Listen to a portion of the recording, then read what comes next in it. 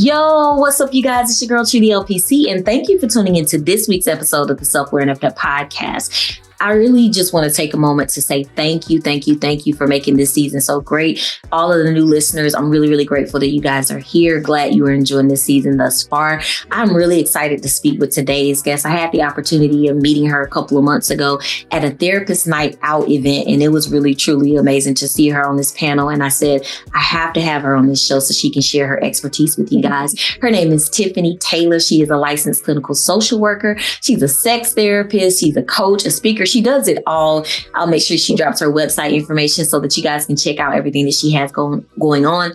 She is also the owner of Soul Solutions Therapeutic Services. And so I'm really, really excited to meet with her today and have her share a little bit more about her story. So without further ado, please welcome to the Self-Awareness podcast, Tiffany Taylor. Hey, Tiffany, how's it going today? What's up? Hello. Thank you. Thank you for having me. So honored. Thank you. Thank you. I'm really grateful that you decided to come on the show.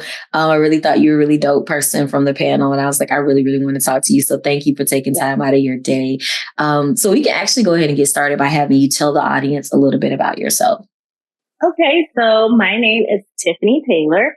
I am a licensed clinical social worker. I'm originally from Florida. That's why I bring the sunshine. I've been here in the Georgia area since 2002, went to Clark, Atlanta, got my master's in social work. I feel like I've probably worked in every area of social work. I actually started out in forensic social work. And then I've done everything except work for family and children's services. And along that line, I, like most social workers, dibbled and dabbled in private practice. Okay. And when I first started out, I primarily did a lot of couples work and did a lot of work with what I like to call high achieving women of color. And then life was lifing, right?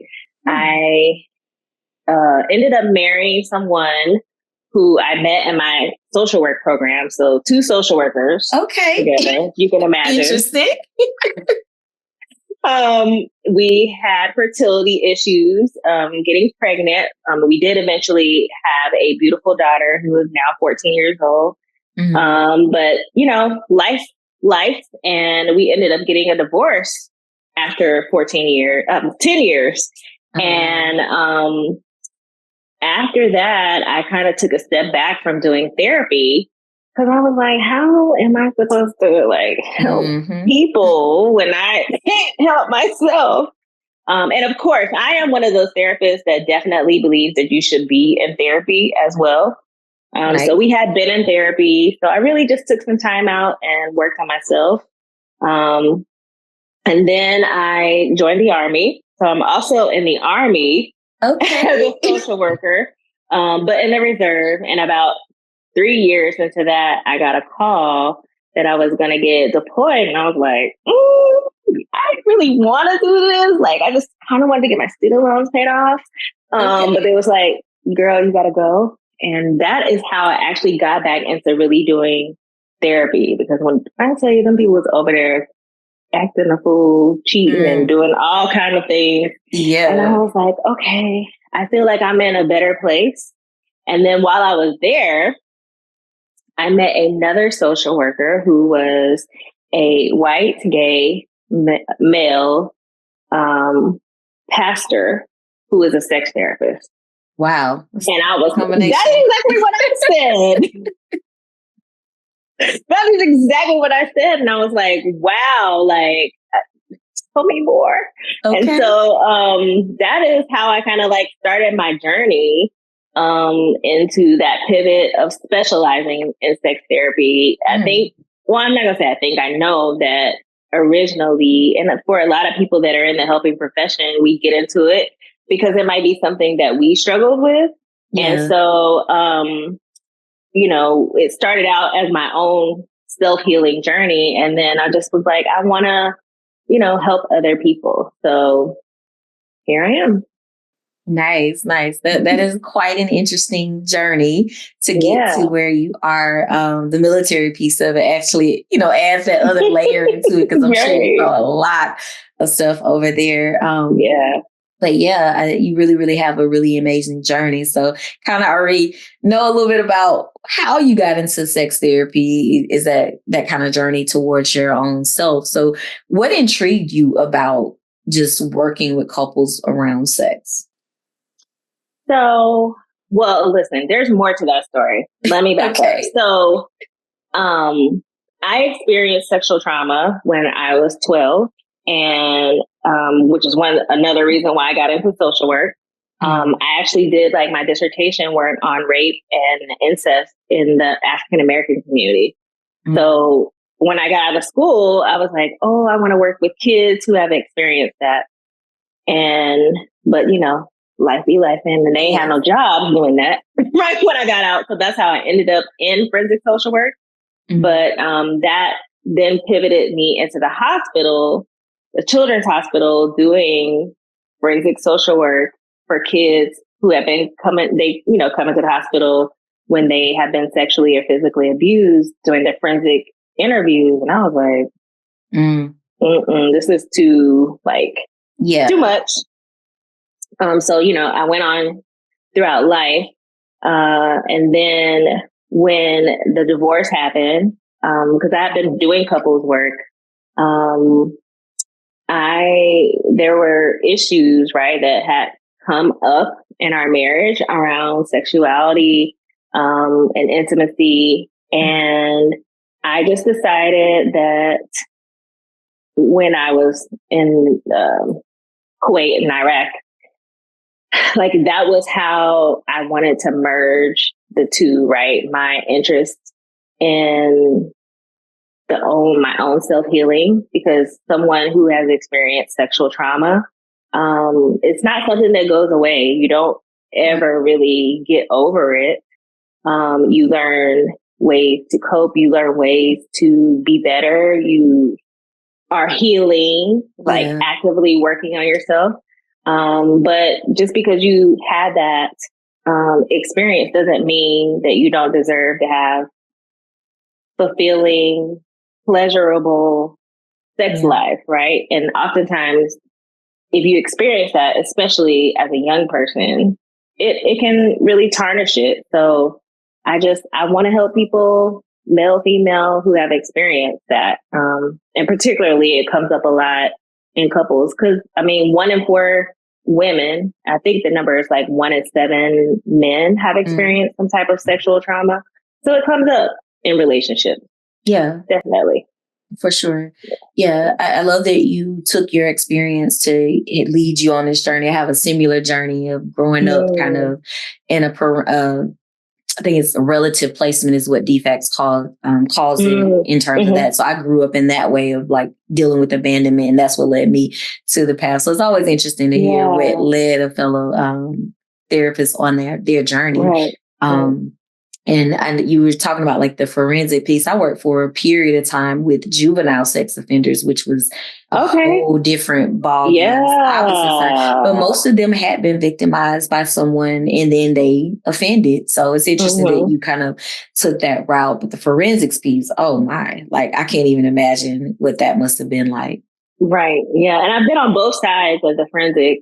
When I started out, I was this is in Atlanta and Fulton, right? This is a long time ago. I've been out of grad school for 20 years now. Okay.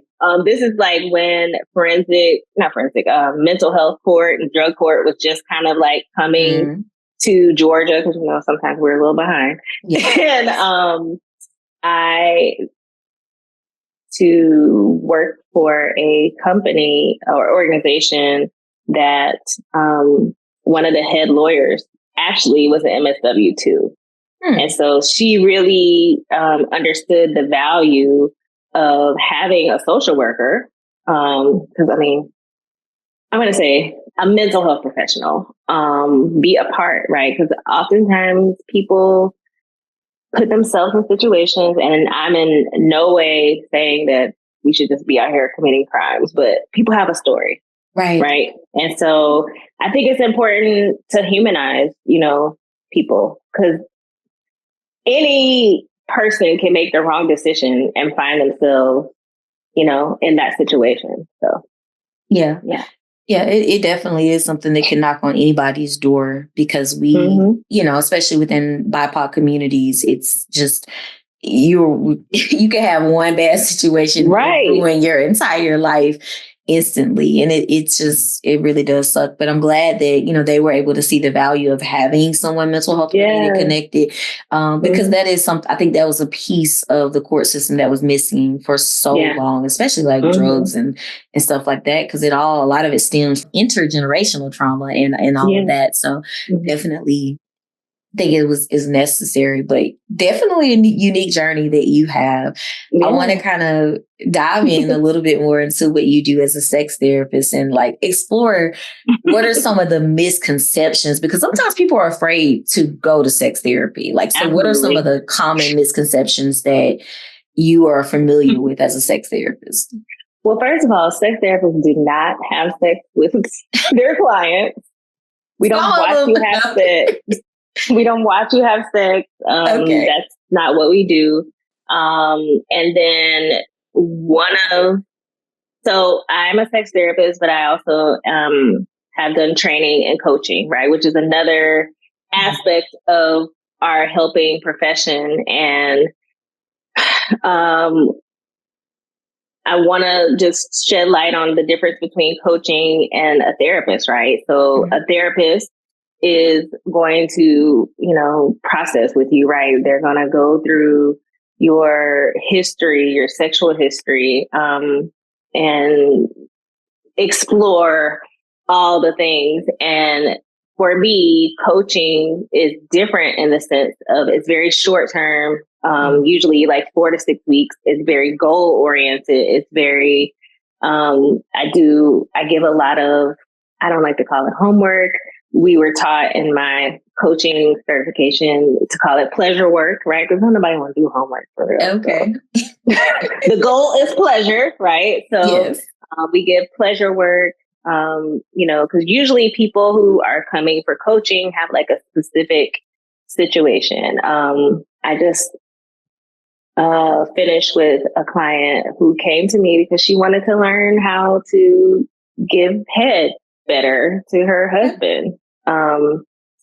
So, we literally had sessions and they were virtual with, a dildo, a cucumber. And I was in my office one of the sessions and I was just like, if somebody walks in and just saw, like, they didn't know what I was doing, they would be like, what is this lady doing? Right. But, we're talking about different techniques and positions and stuff.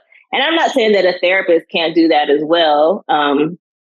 Hopefully they've trained, but definitely I do take approach in my therapeutic practice that I do involve some coaching, but some people specifically seek me out just for coaching as well. Gotcha. Yeah, it did answer the question for sure. And like, I mean, you said kind of at the beginning, like therapists, they don't watch you have sex. Because I was doing some research and I'm like, there are some that specialize in that arena. Well, they're not licensed. No. I was wondering. Not as a licensed professional, you should not be doing that. Those are more like a sex doula or a sex surrogate who kind of stand in stead, right? I don't know any licensed professional that does that sex therapy. I'm not saying that they're not sex therapists that do that. So. I got you. I was curious about that. I was like, people, that are licensed to practice actually do that, because I was thinking about the ethics around that. But that's right, yeah, no, I don't know any license. Yeah, gotcha. So a lot of people, it sounds like people come to you for different things. So this was a single, like she was married, but this was someone that came to you for individual sex therapy. Yeah. Like, is that pretty common? People coming by themselves, or? It's interesting. I've had a mixture. It seems like, I don't know if it's the time of year, but I felt like at the beginning of the year, I was getting more women that were married for individual. And then more recently, I'm getting more couples. And I would say with the individuals, and most of my clients are women or vulva owners, they are coming because typically there's a lot of shame, guilt surrounding like their past. They've experienced some type of sexual trauma. They are wanting to be more liberated in their relationship. They have a lot of disconnect with their bodies as well. And then more so with the couples, it's usually intimacy, right? There's a misconception about the usually if it's a heterosexual couple, you know, the woman's like, I want more intimacy, and the man's like, I want more sex, right? And it's like they go together. Can't really have one without the other. So, you know, just helping them navigate that is what I've been seeing. Gotcha. Yeah. So a little bit of a mixed plate there. Do you have a lot of people like in terms of like lower libido? Because from what I see, a lot of times it's women, but I'm seeing more men now. I was just about to say are like dealing with ED, and I don't, you know, so I just kind of want to know what your experience of that was, because I'm seeing differences these days. Yeah, as I was finishing, and I was like, I need to go back and clarify that I am seeing more men as well, which I, as a therapist, am like, yay, like, you know, just for men and particularly men of color, right? Just speaking up. Because again, no one deserves to have bad sex life. Like, you know, I think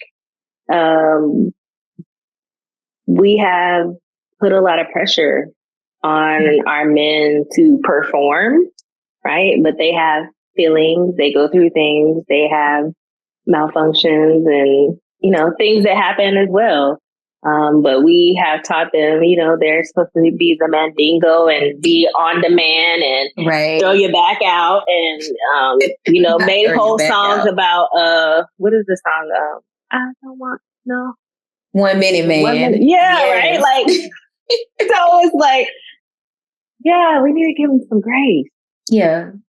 Yeah, I am seeing that. I don't specialize in sex therapy. Sometimes I'll end up with someone like, but it can show up. They showed up, and I'm just like, hi, you know, I'm gonna have to refer you to someone else because I don't know how to tell you to fix your libido, like, you know. But that is something that I feel like is happening more. I feel like I've seen some clients who like things like alcohol use have caused ED and stuff like that to occur, and it's just caused a lot of damage in relationships. But it's good to know that there are people out there like you that I can refer them to. Yeah, because that is not my wheelhouse. But yeah, gotcha. So I know you said one of the misconceptions about sex therapy is that the therapist kind of, you know, watches you have sex. Can you think of any other like taboo things about sex therapy that people are maybe fearful of? People always think that you have to come because you're unhappy or you're not satisfied. That means, like, if I am in a relationship and I say, hey, why don't we go see a sex therapist or a pleasure coach? And it doesn't necessarily mean that I'm not satisfied or I'm not enjoying, but it could mean that, hey, there's something new that I might want to explore, whether it's like BDSM and I don't know how to have that conversation with you, or maybe I've had questions about someone else joining us in the bedroom or using toys. It could be a myriad of things. I think most people just think about you go to sex therapy because there is a negative problem, but it could just be like, I want to explore something, or I've been thinking about this, or I feel shameful because I'm interested in this, especially when you think about kinks or fetishes, right? Like, Yeah. what if you're someone who likes golden showers? Like, you just don't like go out Yeah. and talk about that. You know what I mean? Because it's taboo, or it can't Yeah. be. So, Yeah. Gotcha. So for those that are listening, I mean, I know we've been historically kind of told like this is what this is for, but I love the idea of it being something that just is around exploration and having those conversations. Mm-hmm. I had another gentleman on earlier in the season. He was talking about, kink and that thing, and definitely having your safe person that you can talk to about it. So I definitely think that that's a good thing to kind of have people connect in that way with the sex therapist, because Right. a lot of people are interested in a lot of things, but it is difficult for people to talk about, like sex. When people are even talking about it, sometimes generally we start laughing or we have these other reactions of feeling discomfort. But sex is good. We want pleasure. We said pleasure coaching. So we want that. And sometimes we live in our dysfunction. And one of the things you said about like sexual trauma and how that impacts people, because it doesn't, from what I've seen, it does impact women a little bit differently, but I've seen men that have had some things. What are your thoughts on how that impacts men differently from how it impacts women? Men traditionally, I think there have been more movement about men being more vocal about how it affects them. I think as we have more men that are more vocal and probably seeking help, we will probably start to see more similarities. But I do feel like what we see now is um, hypersexualization, right? Like unhealthy relationships, sexual relationships, promiscuity, all those things are usually what might come up. Questions about their sexuality or different things that may come up as well that I've seen when it has come to men experiencing sexual trauma. But similarly to women, there also, what I'm seeing more now is like disconnect with their bodies. Yeah. Like this desire to just be performative and like not really experience the pleasure for themselves. Disassociation, right, during sex and intimacy as well, is something that very common for people that have experienced sexual trauma as well. Yeah, gotcha. I like the highlighting of the differences there and the way you kind of juxtapose them, because with men, we are seeing more of them come out and say what they've experienced. I don't know if you are familiar with the incident that happened recently with Michael Rainey, where the young lady assaulted him on camera, like grabbed him. And it was just like, I was thinking that would get more men talking about like what their experiences are, because I don't know, I just feel like the pressure we put on our men to be a certain way just really is damaging. Mm-hmm. It is. And it makes them feel like they have to be a certain way. And then you think about it, and they're not safe. You know what I mean? So how can we ask them to be a safe space for us when they don't have a safe space either? Yeah. So just, making sure that we're doing that for each other. Absolutely. Absolutely. Yeah.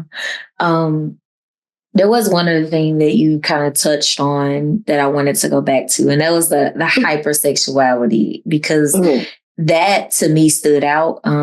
I've worked with men before, who are obsessed with like porn and different things of that nature, and always needing to connect with someone in that way in order for, I guess, them to feel loved in some sense. And I think that is really important, because sometimes men feel like they have to overcompensate in order for them to not own that experience that they had. So. Right. So like, I am not a person that bashes porn, but everything should be used in moderation. I think porn can be a great addition. But I think You have to think about the age range, like that you're exposed to that. And then knowing that that is a performance. Mm-hmm. Like those people are not, the things that they are doing is staged. It is, they are trained for that. They either have some type of, endowment or whatever, right? Like it's not the everyday norm relationship or experience. And so if that is like your only point of reference is porn, like that kind of sets you up for not reality based, right? And being in a relationship, or not even in a relationship, just interactions with people. Because you the person that you're with is probably not a porn star, right? So they're not going to do all of those things. And the big thing with it is that it's not usually an emotional connection as well when it comes to porn. They maybe have the acting skills to make you think that, but it's not typically that way. So I think, being exposed to that as a young person and maybe not having someone guide you on the differences, like, hey, like, I know that you might be trying to learn some techniques or something, but that is probably not how it's going to go when you actually have like a live, warm-bodied person. So just helping people navigate that, and that can't be your only point of reference. Right. When it comes to sex. Yeah, absolutely. And I know that definitely porn is so accessible these days. I remember growing up, you had to find, an old VHS tape or something. Now these kids can just log on. It's crazy. But it definitely has changed, I guess, the way sometimes men look at sex, and sometimes even women. But definitely appreciate that exploration there. So I want to shift gears a little bit. And I want to kind of pose to you a question just about you. I want to know, how do you personally connect with the idea of being self-aware and fucked up? Ooh, I'm gonna try not to get emotional, because that is just like it's a balance, right? And I think being someone who is in the helping profession, a therapist, right? Oftentimes people think we have it all together. And it's like, no, it'd be life and over here too. I am effed up as well. Right. So in some aspects, I think the flip in that is, or the beauty in that statement is that awareness, right? Because I can have issues, I can be effed up, but am I aware? Right? Because to me, the healing journey starts when you become aware. And so for me personally, awareness is something that we can sometimes fight, right? Because we don't want to come to terms about something that we kind of know, maybe underlying, maybe an issue. I get on this tangent and about being healed and whole, right? And I feel like I'm a Southern girl raised in a church, and, we hear this whole thing about, you got to be healed and whole, right? You got to be healed and whole. And I'm like, who is healed and whole? I don't know anybody that is completely healed and whole, right? Because at some point, usually some aspect of your life is off kilter. Yeah. So why am I going to strive for something that's not really like attainable? And so I always encourage people that you should be healing, right? That means I'm actively, constantly working on myself. And then I had a conversation with someone recently, and we were like having this debate about it. And I was sharing my viewpoint, and they were just saying the whole part is important, like wholeness, right? And so I'm changing my aspect about the healed and whole, but I don't think healed is something that you're ever done doing. You shouldn't be. Like, you should be wanting to constantly better yourself and be working on yourself.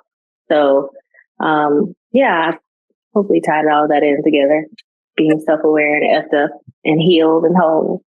I gotcha. Yeah, no, I like the idea of continuing to heal. Like, there are pieces of us that we may get to the fullest point of healing at that moment, and then there's still more work to be done. I don't think we arrive at that full place of healing. So, no, I definitely get where you're coming from with that.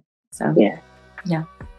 But I so appreciate your time today. Like, it's definitely been a pleasure talking to you. I learned a little bit more to my journey because, again, sex therapy is not my thing. But I like talking to sex therapists because you guys have a different perspective. And, but I definitely appreciate you coming on the show, talking and sharing your expertise. I want you to kind of share with the audience how they can connect with you and all of the great stuff that you do, because you got the sensual spot, the therapy spot, you got all the spots on your website and all of that. So talk them through that and how they can connect with you. So my website is IamTiffanyTaylor.com. You can also find me every Monday on the Kenny Burns Show, or TKBS, on Instagram. I do Mind, Body, and Soul every Monday at 11 a.m. And also, I do a lot of speaking. I don't know. Tomorrow I'm speaking somewhere, I can't remember. But yes, my website is probably the best place, and Instagram, to find where I might be speaking. Also on my website, if intimacy is something that you are trying to improve in your relationship, I have a 21 days intimacy challenge that you can purchase for, I guess, $7.99. So that's another great way to connect if you don't necessarily feel like you want to see a sex therapist or a pleasure coach, but you want to work in that area. Great way to actually assign it as pleasure work. But yeah, that's the best ways to reach me, the website or Instagram. Awesome. Well, thank you again so much for your time, Tiffany. You guys, please make sure you connect with Tiffany. All of the information of how you can connect with her will be in the description and show notes of this episode. Also, be sure to follow me, Tree the LPC, on all social media platforms under the handle Tree the LPC. Until next time, be safe, be well, and make sure that you take care of your mental health.